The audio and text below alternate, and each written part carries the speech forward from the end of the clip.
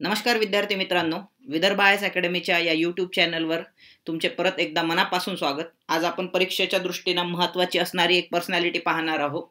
समाजसुधारक या घटकामध्ये ते म्हणजे जगन्नाथ शंकर सेठ.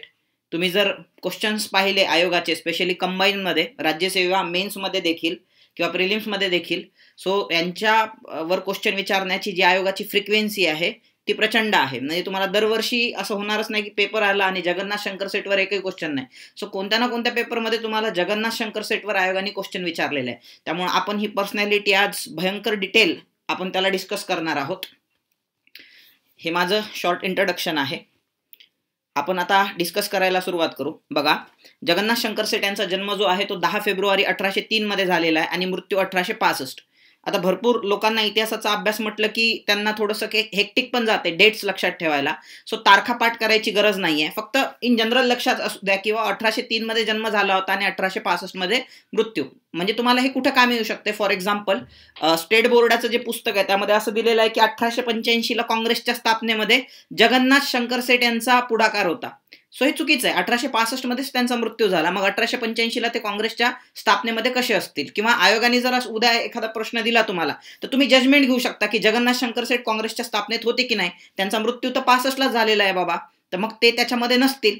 सो असं लॉजिक लावण्यासाठी तुम्हाला हे जी त्यांचा जे जन्म आहे, त्यांचा जे मृत्यू आहे, ते थोडंसं ड्युरेशन तुम्ही लक्षात ठेवण्याचा प्रयत्न करा. तारखा पाठ करायची गरज नाही, 10 फेब्रुवारी वगैरे. फक्त लक्षात असू द्या इयर कोणतं होतं. जन्म ठिकाण, आजकाल ट्रेंड चालू आहे जोड्या लावांचा. लेफ्ट हँड साईडला सुधारक देतात आणि राईट हँड साईडला त्यांच्या जन्म ठिकाणं देतात. तर त्याच्यामुळे लक्षात ठेवा मुरबाड या ठिकाणी जन्म झालेला आहे. म्हणजे तुम्ही जर पाहिलं तर आता सध्या ठाण्यामध्ये मुरबाड तुम्हाला येताना दिसते. म्हणजे नगर जिल्हा जो लागून आहे ठाण्याला, त्याच्या जवळच हा तालुका आहे मुरबाड नावाचा. मुरबाडी नावाची नदी जाते. तिथं 2 नद्यांचा संगम आहे. पहा महाराष्ट्राचा भूगोल, 2 नद्यांचा संगम आहे तिथं. काळू नावाची एक नदी येते आहे तिथं आणि ही मुरबाडी नदी.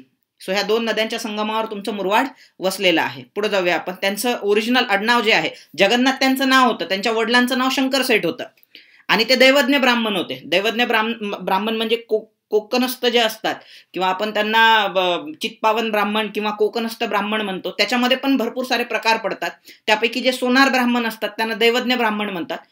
ते स्पेशली गोव्यामध्ये सापडतात आणि म्हणजे गोव्यामध्ये असतात आणि त्यांना सेठ वगैरे म्हणतात. कोकणामध्ये हा शब्द फार प्रचलित आहे. माझी जिथून माझं बीटेक झालेलं आहे कोकणातून, तर आम्ही आमच्या घरमालकाला पण सेठ म्हणायचो. सो सेठ हा शब्द फेमस आहे. तो स्पेशली दैवज्ञ ब्राह्मणांसाठी वापरला जातो. म्हणून यांच्या वडिलांच्या नावाच्या शेवटी तुम्हाला सेठ हे लागलेलं दिसते. सेठ म्हणजे आधी तो शब्द असायचा श्रेष्ठ, मग त्यांना श्रेष्ठ म्हणायचे. म्हणजे कोकणस्थ ब्राह्मणांमध्ये पण दैवज्ञ ब्राह्मण श्रेष्ठ असायचे. सो मग त्यामुळं सेठ, जगन्नाथ शंकर सेठ. पुढे जाऊया आपण. त्यांचे वडील हिऱ्याचे व्यापारी होते, हे लक्षात ठेवा. ओरिजिनल आडनाव त्यांचं मुरकुटे आहे. त्यांचं जे हिऱ्याचा व्यापार होता त्या कालखंडामध्ये कन्सेप्ट असायची बा, 9 कोट नारायण. म्हणजे ज्याच्याकडे 9 कोटी रुपये आहे त्याला लोक नारायण म्हणायचे.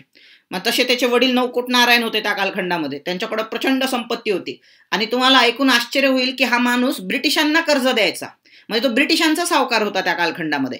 परंतु जगन्नाथ शंकर सेठ यांचं दुर्दैव किंवा नानांचं दुर्दैव की ते स्वतः 18 वर्षाचे असताना, लहान असतानाच त्यांची आई वारलेली होती आणि ते स्वतः 18 वर्षाचे असताना त्यांच्या वडिलांचा मृत्यू झाला. मग आता 18 वर्ष एवढी सगळी संपत्ती यांच्या ताब्यात आली, एकुलता एक मुलगा. मग आता कसं करायचं? म्हणजे यांच्याकडे 2 वे होते. एक तर त्यांनी ती संपत्ती ॲज इट इज मेंटेन ठेवली असती किंवा उडवली असती. नाना विविध प्रकारचे त्यांनी म्हणजे व्यसनांच्या आहारी जाऊन वगैरे वगैरे. पण तसं न करता यांनी समाज सुधारणेसाठी त्याचं तुम्हाला युटिलायझेशन केल्याचं दिसतंय. म्हणून इतिहासामध्ये जगन्नाथ शंकर सेठला प्रचंड महत्व आहे. आणि यांच्यावर क्वेश्चन का पडू शकतो मित्रांनो? सध्या मुंबईमध्ये जेव्हापासून हे नवीन महाविकास आघाडीचं सरकार आलेलं आहे, सध्या एक अजेंडा मुंबईमध्ये चालतोय की प्रत्येक ठिकाणं जे आहे वेगवेगळे मुंबईमधले, त्यांना वेगवेगळे नावं देण्याचं चाललेलं आहे. फॉर एक्झाम्पल, मुंबई सेंट्रल आहे, त्याला त्यांचं असं म्हणणं आहे की त्याला जगन्नाथ शंकर सेठचं नाव तुम्ही दिलं पाहिजे. मुंबई सेंट्रल जे म्हणजे रेल्वेचं स्थानक आहे त्यासाठी. त्याच्यानंतर बॉम्बे युनिव्हर्सिटी आहे, त्याला जगन्नाथ शंकर सेठचं नाव द्या. सो असे वेगवेगळे जे मॉन्युमेंट आहे, काही रस्ते आहेत तिथले, त्याला जगन्नाथ शंकर सेठचं नाव द्या, अशी चळवळ चाललेली आहे. त्यामुळे तुम्हाला जगन्नाथ शंकर सेठवर यावर्षी राज्यसेवा किंवा कंबाईनमध्ये क्वेश्चन विचारला जाऊ शकतो. त्यांना मुंबईचे शिल्पकार म्हणतात. आपण थोड्या वेळा डिस्कस करू. स्पेशली अर्थतज्ञ होते गाडगीळ म्हणून, त्यांनी त्यांना मुंबईचे शिल्पकार त्या कालखंडात संबोधलेलं आहे. का संबोधलेलं आहे हे तुमच्या लक्षात यायला लागेल जेव्हा आपण डिस्कस करायला लागू. आणि परीक्षेमध्ये नेहमी विचारतात कुणी असं म्हटलेलं आहे त्यांना मुंबईचे अनभिषिक्त सम्राट, तर ते आचार्य अत्रे यांनी म्हटलेलं आहे. लक्षात ठेवाल. सर्वात महत्त्वपूर्ण आहे त्यांचं शैक्षणिक कार्य. म्हणजे आपण त्यांच्याबद्दल डिस्कशन करायला सुरुवात करत असताना शैक्षणिक कार्यापासून आपण सुरुवात करूया. बघा, एल्फिस्टन्सच्या कालखंडाशी यांचा कालखंड थोडा तुम्हाला पॅरलल दिसतो, किंवा ते जेव्हा हे कार्य करायला लागले, शैक्षणिक कार्य आणि एल्फिस्टन्सचं कार्य, हे तुम्हाला थोडंसं पॅरलल दिसते आहे. जसं एल्फिस्टन्सला वाटायचं की शिक्षण दिलं गेलं पाहिजे भारतीय लोकांना आणि त्यांचा विकास झाला पाहिजे, तर त्यावेळेस भारतीय लोकांची बाजू तुम्हाला जगन्नाथ शंकर सेठ किंवा बॉम्बे प्रांतातील लोकांची बाजू तुम्हाला जगन्नाथ शंकर सेठ मांडताना दिसतात. त्यांनी त्यांचं युटिलायझेशन जे आहे पैशाचं, ते म्हणजे तिथली जी मुंबई इलाख्यातील प्रजा आहे किंवा जनता आहे त्यांच्या शिक्षणासाठी केल्याचं आपल्याला दिसतंय. त्यामध्ये सर्वात महत्वाचं एक संघटना स्थापन केली होती, तिचं नाव होतं बॉम्बे नेटिव्ह एज्युकेशन सोसायटी. आता ही जी आपण याच्या आधी एक संघटना बोललो होतो बघा मागच्या लेक्चरमध्ये, जेव्हा आपण एल्फिस्टन्स डिस्कस करत होतो, की 1816 मध्ये बॉम्बे एज्युकेशन सोसायटीची स्थापना झाली होती. आता तिचा उद्देश काय होता? फक्त बॉम्बे प्रांतामधले जे गरीब मुलं आहेत, स्पेशली अँग्लो इंडियन वगैरे वगैरे, त्यांना शिक्षण देणे. सो तो त्याचा उद्देश होता. आणि ही बॉम्बे नेटिव्ह एज्युकेशन सोसायटी, म्हणजे याच्यामध्ये एक शब्द ऍड झाला, नेटिव्ह एज्युकेशन सोसायटी. याचे अध्यक्ष तुम्हाला जगन्नाथ शंकर सेठ दिसतात. सो हिचा उद्देश असा होता की बॉम्बेमध्ये आणि बॉम्बे प्रांताच्या बाहेर जे लोक असतात वेगवेगळे, त्यांना शिक्षण देणे. सो या उद्देशाने ही शाळा त्या कालखंडामध्ये स्थापन करण्यात आलेली आहे. त्यानंतर एल्फिस्टन्स आपण पाहिलं होतं मागच्या लेक्चरमध्ये 1824 मध्ये आणि 1834 मध्ये एल्फिस्टन्स विद्यालय आणि महाविद्यालयाची किंवा कॉलेजची स्थापना तुम्हाला झाल्याचं दिसते. त्याच्यामध्ये देखील जगन्नाथ शंकर सेठचा खूप मोठा त्या कालखंडामध्ये वाटा राहिलेला आहे. त्यानंतर मुंबईमध्ये ग्रँड मेडिकल कॉलेज, बघा हे पूर्ण क्रेडिट तुम्हाला जगन्नाथ शंकर सेठला द्यावं लागेल. ग्रँड मेडिकल कॉलेज मुंबईमध्ये आणण्यामागे त्यांचा खूप मोठा वाटा त्या कालखंडामध्ये आहे. 1836 मध्ये पहा, तुम्हाला त्या कालखंडामध्ये विलियम बेंटिंग माहित असेल, तो भारताचा गव्हर्नर जनरल होता. त्यांनी तिथं मेडिकल कॉलेज स्थापन केलं होतं, कलकत्ता मेडिकल कॉलेज. त्या धर्तीवर मुंबईमध्ये पण असलं पाहिजे. आणि त्यांचे त्या कालखंडामध्ये भारताचा म्हणजे होऊन गेलेला होता तो मुंबईचा एक गव्हर्नर होता, जेम्स ग्रँड नाव होतं त्याचं, रॉबर्ट ग्रँड नाव होतं त्याचं. सो ह्या रॉबर्ट ग्रँड सोबत संबंध चांगले होते आणि ते स्वप्न होतं की माझ्या हयातीत ते शक्य झालं पाहिजे, मेडिकल कॉलेज स्थापन करणं, पण ते होऊ शकलं नाही. नंतर मात्र ते स्वप्न जगन्नाथ शंकर सेठ यांनी पूर्ण केलं, म्हणून याला कॉलेजला नाव जे आहे ते ग्रँट यांचं देण्यात आलंय. म्हणून त्या कॉलेजचं नाव आहे ग्रँट मेडिकल कॉलेज. ग्रँट हा कोण होता? मुंबईचा गव्हर्नर होता, जो होऊन गेलेला होता. सो महत्वपूर्ण आहे. याच्यामधून तुम्ही डॉक्टर भाऊदाजी लाड, त्यांना गरीबाचा धन्वंतरी वगैरे म्हणतात, माहित असेल तुम्हाला. सो इथून जी पासआउट झालेली पहिली त्यांची बॅच होती, इथं डिप्लोमा दिला जायचा, मेडिकलच्या बाबतीमध्ये इथं डिप्लोमा दिला जायचा. त्या पहिल्या बॅचमध्ये जे 8 स्टुडंट होते त्यापैकी भाऊदाजी लाड होते. नंतर त्यांनी, तुम्हाला माहित आहे, मेडिकल क्षेत्रामध्ये फार महत्वाची कामगिरी, त्याचं एक स्पेशल लेक्चर आपण त्याच्यावर एक घेऊ. सो तरी तुम्ही लक्षात ठेवा, तेच हे ग्रँड मेडिकल कॉलेज आहे. पुढे जाऊया. मुंबई येथे लॉ कॉलेज देखील स्थापनेत त्यांचा पुढाकार राहिलेला आहे. ही एक महत्वाची संघटना आहे जी वारंवार एक्झाम मध्ये विचारतात. 1848 ला दादाभाई नौरोजी यांच्या अध्यक्षतेखाली स्टुडंट सायंटिफिक अँड लिटररी सोसायटीची स्थापना झालेली आहे.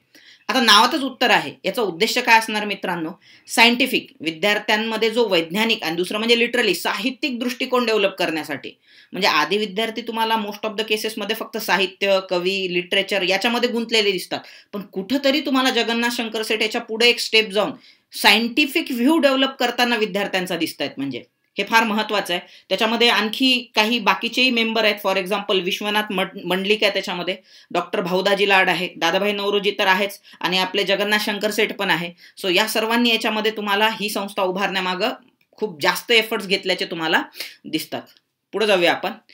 अतिशय महत्वपूर्ण, 1857 ला त्यांनी बॉम्बे युनिव्हर्सिटीची स्थापना केलेली आहे किंवा त्यांचा पुढाकार राहिलेला आहे. म्हणजे एल्फिस्टन्स कॉलेज नंतर त्याचंच रूपांतर पुढे बॉम्बे युनिव्हर्सिटीमध्ये होताना तुम्हाला दिसते आहे. त्यामध्ये जगन्नाथ शंकर सेठ यांचा महत्वाचा वाटा राहिलेला आहे. त्याच्यामुळे त्यांना पहिला मानद सदस्य किंवा इंग्लिशमध्ये पहिले फेलो बनण्याचा बहुमान त्यांना मिळालेला आहे. आणि आता त्या युनिव्हर्सिटीचं नाव जगन्नाथ शंकर सेठ युनिव्हर्सिटी करा, असं आता सध्या मागणी प्रमोट होते आहे मुंबईमध्ये. त्यानंतर जे स्कूल ऑफ आर्ट जे आहे किंवा जे मेडिकल कॉलेज, जे म्हणजे जमशेदजी जिजीबाई, ते मित्र होते जगन्नाथ शंकर सेठ यांचे, ते मित्र होते जमशेदजी जिजीबाई. त्यांच्या नावाने आजकाल तुम्हाला जे मेडिकल कॉलेज दिसते आहे मुंबईचं गाजलेलं आहे, तिथं इझिली नंबर लागत नाही किंवा जे स्कूल ऑफ आर्ट आहे हे स्थापण्यामागे देखील जगन्नाथ शंकर शेट यांचा महत्वाचा वाटा राहिलेला आहे. सर्वात महत्वाचं 1848ला स्वतःच्या वाड्यात त्यांनी मुलींसाठी शाळा, तिकडं पुण्यामध्ये तुम्हाला महात्मा ज्योतिराव फुले दिसतात, त्यांनी 3 ऑगस्ट 1848ला मुलींची पहिली शाळा सुरू केलेली आहे. त्याचप्रमाणे पॅरलली मुंबईमध्ये मुलींच्या शाळा काढण्याचं काम तुम्हाला जगन्नाथ शंकर शेट करताना दिसत आहेत. त्यांच्या शैक्षणिक कार्यामध्ये आता मी इथे 2-3 नावं घेतलेली आहेत, त्यापैकी दादाभाई नौरोजी कदाचित तुम्हाला माहीतच असतील, पण ह्या 2 नावावर थोडीशी रिसर्च करा मित्रांनो तुम्ही. कावसजी फ्रामजी आणि जमशेदजी जिजीबाई, मी पुढच्या काही लेक्चर्समध्ये यांच्याबद्दल तुमच्याशी बोलणारच आहे सविस्तर, कारण आजकाल आयोगामध्ये ह्या दोघांवर क्वेश्चन विचारण्याचं प्रमाण वाढलेलं आहे. जमशेदजी जिजीबाई आणि कावसजी फ्रामजी, म्हणजे जी ट्रेडिशनल हिस्ट्री आहे ती सोडून आयोग काहीतरी वेगळं तुम्हाला विचारताना दिसते, which is related to your syllabus, पण ते सहसा तुम्ही वाचलेलं नसते. सो त्यामुळे मग ते आहे की तुम्ही कावसजी फ्रामजी आणि जमशेदजी जिजीबाई बद्दल थोडीशी माहिती बघून ठेवा. तसं मी तुमच्याशी यांच्याबद्दल बोलणारच आहो. सुंदर कॉलेज आहे पहा, मी तुम्हाला म्हटलं होतं बॉम्बे युनिव्हर्सिटी, त्यावेळेस ही दिसायची. याला अँग्लो गोथिक आर्किटेक्चर म्हणतात. म्हणजे तुम्ही जर CSTला किंवा त्याला आधी VT म्हणायचे, व्हिक्टोरिया टर्मिनस, आता छत्रपती शिवाजी महाराज टर्मिनस नाव दिलेलं आहे त्याला. तुम्ही जर तिथं गेले CSTला, ज्याला आता वर्ल्ड हेरिटेजचा दर्जा पण मिळालेला आहे, सो तिथं जर तुम्ही ते स्ट्रक्चर पाहिलं तर ते अँग्लो गोथिक तुम्हाला दिसते आहे. म्हणजे त्याच्यामध्ये इंग्रज आणि भारतीय शैली यांचं काय दिसते तुम्हाला, सुरेख संगम दिसते. इंडो गोथिक, सॉरी अँग्लो नाही, इंडो गोथिक स्टाईल तुम्हाला ही दिसते आहे. पुढे जाऊया. सामाजिक कार्य, सामाजिक कार्यामध्ये महत्वपूर्ण आहे, याच्यावर आत्ताच आयोगाने क्वेश्चन विचारलेला आहे. सतीप्रथा बंदी म्हटलं की आपल्याला सरळ सरळ विल्यम बेंटिक आठवतो, आणि दुसरं म्हणजे त्याला मदत करणारे आपले राजाराम मोहन रॉय आठवतात. दुसरे देवेंद्रनाथ टागोर आहेत, ते कलकत्त्याचेच. त्या दोघांनी देखील फार महत्वपूर्ण कार्य केलेलं आहे सतीप्रथा बंद करण्यासाठी. म्हणजे राजाराम मोहन रॉयच्या त्या कालखंडामध्ये त्याची जी वहिनी होती तिला सती जावं लागलं होतं, आणि स्वतःच्या आईप्रमाणे ते प्रेम करायचे वहिनीवर, त्यांना ते सहन झालं नाही. 1811 मध्ये त्यांनी ते पाहिलं होतं आणि शपथ घेतली होती की ही प्रथा मी बंद पाडूनच दाखवणार, आणि तो दिवस देखील उगवला. 1829 मध्ये ही प्रथा कायमची बंद झाली आहे. त्यासाठी कायदा पास करण्यात आलेला आहे, सतीप्रथा बंदी कायदा. मग मर्डरचे चार्जेस लागायचे जर समजा तुम्ही एखाद्या स्त्रीला जिवंत जाळलं तर. सो ही जी प्रथा आहे, बॉम्बे प्रांतामध्ये ही प्रथा नष्ट करण्याचं काम किंवा लोकांच्या सह्या घेण्याचं काम त्या कालखंडामध्ये जगन्नाथ शंकर शेट यांनी केलेलं आहे. म्हणूनच त्यांना आधुनिक महाराष्ट्राच्या सार्वजनिक जीवनाची गंगोत्री असं संबोधलेलं आहे बाळशास्त्री जांभेकरांनी. हे थोडंसं लक्षात ठेवा मित्रांनो, हे कन्फ्यूज होते बरं का, की सार्वजनिक जीवनाची जी गंगोत्री आहे ती कोणाला म्हणतात. तर काही मुलं कन्फ्यूज होतात वेळेवर, बाळशास्त्री जांभेकर असं म्हणतात ते, पण लक्षात ठेवा ते बाळशास्त्री जांभेकरांनी म्हटलेलं आहे. कोणाबद्दल? जगन्नाथ शंकर शेट यांच्याबद्दल. त्यानंतर अतिशय महत्वपूर्ण संघटना त्यांनी स्थापन केलेली आहे, जी मुंबई प्रांतातली, भारतातली नव्हे बरं का, भारतातली जी संघटना आहे ती इंडियन ब्रिटिश असोसिएशन आहे, जी 1851ला स्थापन झाली होती कलकत्त्याला. महाराष्ट्रामधली पहिली राजकीय संघटना, म्हणजे तिचीच ही ब्रँच होती महाराष्ट्रामधली, सो ती म्हणजे बॉम्बे असोसिएशन. ती स्थापन करण्यामागे तुम्हाला जगन्नाथ शंकर शेट यांचा खूप महत्वपूर्ण वाटा दिसतो आहे तुम्हाला. ते संस्थापक अध्यक्ष होते, त्याचे एक मानद अध्यक्ष पण होते, ते म्हणजे जमशेदजी जिजीबाई, किंवा पहिल्या अधिवेशनाचे अध्यक्ष त्या कालखंडात जमशेदजी जिजीबाई राहिलेले आहे. आता ही संघटना राजकीय म्हणजे काय मित्रांनो, भारतीय लोकांचे किंवा बॉम्बे प्रांतातल्या लोकांचे प्रश्न ब्रिटिशांसमोर मांडणे, त्याला राजकीय संघटना म्हणतो. सामाजिक नाही, सामाजिक वेगळं, राजकीय वेगळं. राजकीय म्हणजे काय, लोकांचे प्रश्न ब्रिटिशांसमोर मांडणे म्हणजे राजकीय. मग ही काय करायची, बॉम्बे प्रांतातल्या लोकांचे प्रश्न कोणासमोर मांडायची, ब्रिटिशांसमोर. म्हणून हिला आपण काय संबोधतो, राजकीय संघटना संबोधतो. ती महाराष्ट्रातली किंवा आपल्या बॉम्बे प्रांतातील पहिली आहे. याचे सरचिटणीस भाऊदाजी लाड होते. He is a very intellectual personality, doctor Bhaudaji Lad. आणि त्या कालखंडामध्ये हे जे आहे समस्या ज्या आहेत लोकांच्या, त्या देखील आपल्याला माहीत असल्या पाहिजे ना. सो त्या जाणून घेऊन त्या लिहून लंडनला पाठवण्याचं काम त्या समस्या भाऊदाजी लाड त्या कालखंडात करायचे. सदस्य लक्षात ठेवा, 50%च्या वर सदस्य हे तुम्हाला कोण दिसतात त्याच्यामध्ये, हे तुम्हाला पारशी लोक दिसत आहेत. म्हणजे 50%पेक्षा जास्त सदस्य आहे पारशी होते. त्याच्यामध्ये काही पारशी लोकांचे नावं लक्षात ठेवा, हे पण विचारलेलं आहे आयोगाने. दादाभाई नौरोजी तर माहीतच असतील, कावसजी फ्रामजी, नौरोजजी फर्दुनजी आणि जमशेदजी जिजीबाई यांच्याबद्दल तर आपण बोललेलोच आहे. ही एक गुप्त संघटना होती. गुप्त संघटना म्हणजे काय, तर ही लोकांमध्ये जास्त प्रसिद्ध नव्हती मित्रांनो. हे फक्त जगन्नाथ शंकर शेट आणि त्यांच्या आजूबाजूच्या लोकांनी स्थापन केलेली होती. म्हणून ही एक ॲज अ गुप्त संघटना म्हणून ही वर्क करायची. म्हणजे फक्त लोकांचे प्रश्न ब्रिटिशांपर्यंत पोहोचवायचे. लोकांमध्ये जास्त पब्लिसिटी या संघटनेला द्यायची नाही. 1857 मध्ये ही संघटना बंद पडणार होती, परंतु यांनी एक रिटर्न त्या कालखंडात ॲश्युरिटी दिली की आम्ही 1857च्या बंडामध्ये पार्टिसिपेट होणार नाही म्हणून. सो तुम्हाला त्या कंटेक्स्टमध्ये देखील याच्यावर क्वेश्चन विचारल्या जाऊ शकतात. पुढे जाऊया. पहिली रेल्वे. सो फार महत्वाची गोष्ट. राज्यसेवेनं आतापर्यंत मेन्समध्ये 3दा याच्यावर क्वेश्चन विचारले. इंजनचे नावं त्यांनी विचारलेले आहे, थोडे फिरून विचारलेले आहे, पण परत परत तेच ते विचारलेलं आहे आयोगाने. सो लक्षात ठेवा, पहिली रेल्वे जी आहे, जो आपण त्याला golden day in the history म्हणतो, 16 एप्रिल 1853 मध्ये भारतात पहिली रेल्वे आली आहे. पण ह्या रेल्वे येण्याच्या आधी 10 वर्षापासून याचं प्रिपरेशन सुरू झालं, 1843 पासून, म्हणजे जेव्हा हॉर्डिंग्स भारताचा त्या कालखंडामध्ये गव्हर्नर जनरल होता. सो त्या कालखंडामध्ये त्यांनी एक संघटना स्थापन केली होती किंवा एक संस्था स्थापन केली होती. तिचं नाव होतं GIPR, great Indian peninsular railway. याच्यामध्ये जवळपास 10 संचालक होते. यापैकी फक्त 2च भारतीय होते, बाकीचे 8 इन्व्हेस्टर हे युरोपियन होते. त्या कालखंडामध्ये जेव्हा नंतरच्या कालखंडात डलहौसी आलं, त्यांना ॲश्युरिटी दिली की तुम्ही इन्व्हेस्ट करा भारतामध्ये, तुम्हाला 5% प्रॉफिट मी देतो, म्हणजे जर तुमचा याच्यात प्रॉफिट झाला नाही भारतीय रेल्वेमध्ये तर. म्हणून असे 8 युरोपियन इन्व्हेस्टर आलेले आहे किंवा इंग्लंडमधून इन्व्हेस्टर आलेले आहे. त्यांनी इन्व्हेस्ट केलं आणि त्यात 2 भारतीय होते, एक म्हणजे जमशेदजी जिजीबाई, दुसरे म्हणजे जगन्नाथ शंकर सेठ. सो हे लक्षात ठेवा, महत्वाचं आहे. ठाणे ते बोरी बंदर हे तर पाठच असते विद्यार्थ्यांना, नसल तर तुम्ही ते पाठ करून ठेवा. या दरम्यान ती धावली. किती किलोमीटर धावली? 21 मैल किंवा 34 किलोमीटर. कधी कधी विचारतात किती वेळ लागला, जवळपास 45 मिनिटं त्याला लागले होते. किती वाजता म्हटलं तर 3:30 वाजता निघाली होती ती. एकूण डबे 14 होते त्याच्यामध्ये. 3 इंजनचे नावं लक्षात ठेवा, सिंध, साहिब आणि सुलतान. मी डार्क केलेले होते.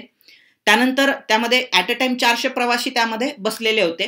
त्यात पहिल्यांदा चढणारे जगन्नाथ शंकर सेठ आहे, हे देखील तुम्ही लक्षात ठेवा. आता मी थोडंसं काही बुक्स रेफर करत होतो स्टेट बोर्डाचे. सो महाराष्ट्र स्टेट बोर्डाचं एक पुस्तक आहे 10वीचं, हिस्ट्री अँड पॉलिटिकल सायन्स म्हणून. त्याच्यामध्ये एक कंटेक्स्ट आलेला आहे आणि ह्याच्यावर आयोग क्वेश्चन कुठेतरी विचारू शकते. एक ज्ञानोदय नावाचं त्या कालखंडामध्ये 1851च्या तितक्यात किंवा 1842च्या तितक्यात एक वर्तमानपत्र त्या कालखंडात एक सुरू झालेलं होतं. त्याचं नाव ज्ञानोदय होतं. त्यानं चाक्या म्हसोबा म्हटलं होतं त्या रेल्वेला. म्हसोबा म्हणजे म्हैस आणि चाक्या म्हणजे चाकं असणारी म्हैस, असं त्या कालखंडात त्याला संबोधलं होतं. तर तुम्ही मला कमेंट बॉक्समध्ये सांगा ज्ञानोदय कोणाचं होतं.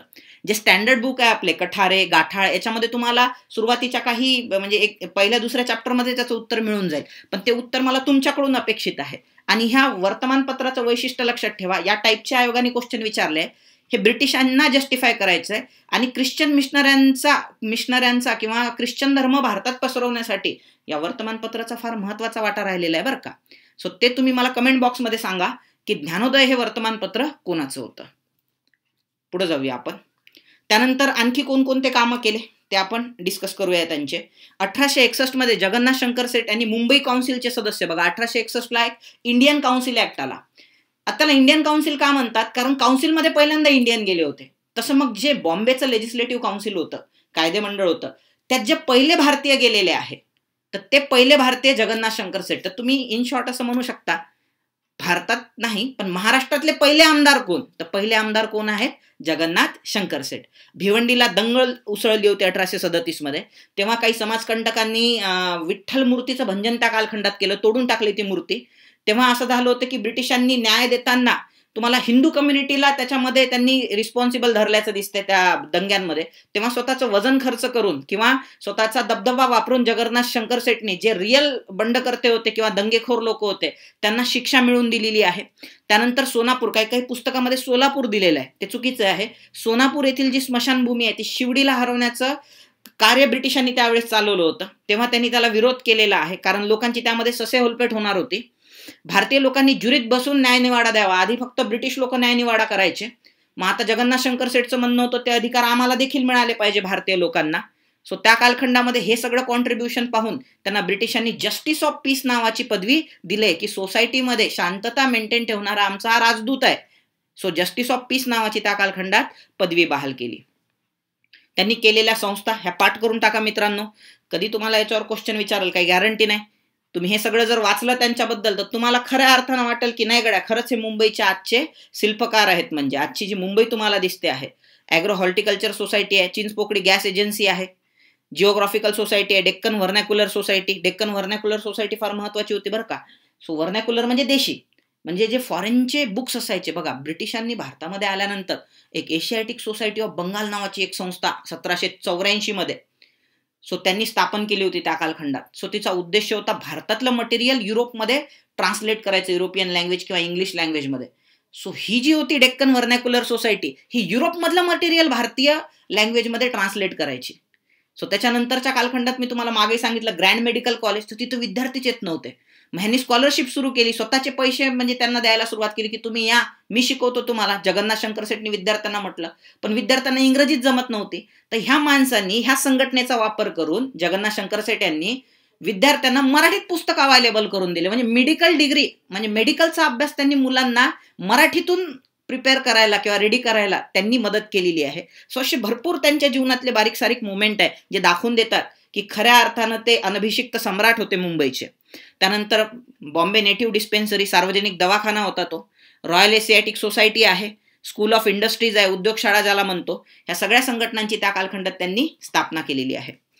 मुंबईमध्ये महत्वपूर्ण कार्य जे त्यांना शिल्पकार बनवतात मुंबईचे. डासांचा उपद्रव वाढत होता मुंबईमध्ये, म्हणून गटारं त्यांनी अंडरग्राऊंड केलेली आहे, त्याला झाकायला लावलं गटारांना. लंडनमधले जे पथदिवे असतात त्या स्टाईलचे ते मुंबईमध्ये लावायला त्यांनी त्या कालखंडात सुरुवात केली. स्वतःचं बादशाह थिएटरचं कर्ज त्यांनी स्वतः फेडलं. त्या कालखंडात विष्णुदास भावे तुम्हाला माहित असेल, त्या बिचाराला जेव्हा मुंबईत आला त्याला काही कळतच नव्हतं म्हणजे काय करायचं. चांगला नाटक म्हणजे तुम्हाला विष्णुदास भावे सभागृह वगैरे मुंबईचं माहित असेल, गाजलेला नाटक कर्मी आहे. मग त्या कालखंडामध्ये त्याला जे पॅट्रोनेज म्हणू शकतो, राजाश्रय त्या कालखंडामध्ये जगन्नाथ शंकर शेठ यांनी दिलेला आहे. त्यामुळं नाटक जे आहे त्यांना स्वतः नाटकं पाहायला आवडायची.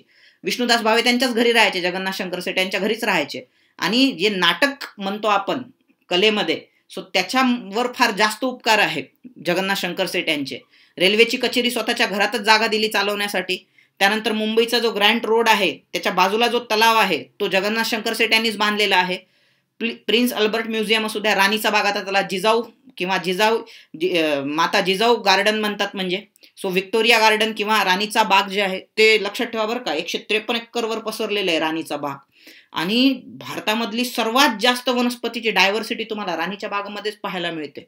सो खूप मोठी. आणि जगन्नाथ शंकर शेठनं त्या कालखंडात जे झाडं लावलेले आहे ना मित्रांनो, ते आजही तिथं जिवंत आहेत बरं का. म्हणजे 200 ते 150 वर्षापूर्वीचे झाडं तुम्हाला तिथं पाहायला मिळतात.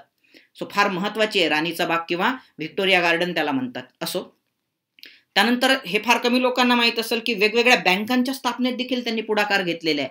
Bank of western India, bank of Bombay, government saving bank, oriental bank, mercantile bank, त्यानंतर ह्या सगळ्या बँकांच्या स्थापनेमध्ये त्यांचा पुढाकार राहिलेला आहे. ब्रिटनच्या राणीनं त्या कालखंडात 1860 मध्ये त्यांना कोर्ट ऑफ आर्म बहाल केला.